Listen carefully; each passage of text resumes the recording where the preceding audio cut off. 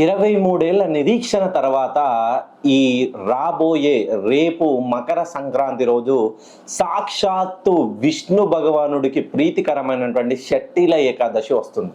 So ఈ ఏకాదశి కోసం 23 ఏళ్ళు నిరీక్షించాల్సి వస్తుంది. ఎవరి పేరైతే ఎస్ అనే అక్షరంతో మొదలవుతుందో వాళ్ళకి షట్టిల ఏకాదశి నుండి అద్భుతంగా ఉండబోతుంది. మెయిన్గా ఈ ఎస్ అనే అక్షరంతో పేరు మొదలయ్యే వాళ్ళకి చివర్లో ఎస్హెచ్ ఉన్నా లేదు టీహెచ్ ఏతో ఎండ్ అయినా, ఎవరికి ఎస్హెచ్ కానీ టీహెచ్ఏ కానీ ఈ రెండిటితో మొదలై ఎండ్ అయినా వీళ్ళకి చదువు నుండి తీసుకుంటే సంపాదన వరకు అద్భుతంగా ఉండబోతుంది. చదువుల్లో మీరు ఎప్పటికీ టాప్లో ఉండి మీరు అనుకున్నటువంటి ఉద్యోగం రాలేదు, ఉద్యోగం చేస్తున్నా కూడా ఉద్యోగంలో ఎంత కష్టపడ్డా మీ కష్టానికి ప్రతిఫలం వేరే వాళ్ళు తీసుకుంటున్నారు.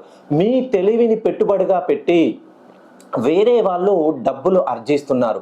మిమ్మల్ని ఫ్రంట్ ఎండ్లో ఉంచి వాళ్ళు కోట్లు సంపాదిస్తున్నారు.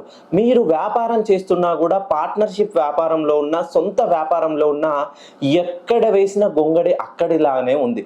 ఎంత కష్టపడ్డా కూడా ప్రతిరోజు రేయి మహోలు అహోరాత్రులు శ్రమిస్తున్నారు. నూతనంగా ఇది చేయాలి అది చేయాలనే కష్టపడే తత్వం ఉన్నా కూడా మీ జీవితంలో డబ్బు అనేది మిగలడం లేదు. ఎంత డబ్బును చూసినా కూడా అది నాదే, ఈ నేను సంపాదించింది అని గర్వంగా చెప్పుకోలేకపోతున్నారు. ప్రతి విషయంలోనూ, బంధు ప్రీతిలోనూ, మిత్రుల విషయంలో, ఫ్రెండ్స్ విషయంలో, బంధువుల విషయంలో నా అనుకున్న వాళ్ళే మిమ్మల్ని ఎంత కించపరిచినా, ఎంత హేళన చేసినా, అవమానపరిచినా అన్నిటికీ భూదేవికి ఉన్నంత ఓర్పుతో ఓర్చుకొని ఈ మకర సంక్రాంతి తర్వాత మీరు విజృంభించే సమయం రానే వచ్చింది. ఒక్కసారి మీ పేరు ఎస్ అనే అక్షరంతో మొదలవుతే నన్ను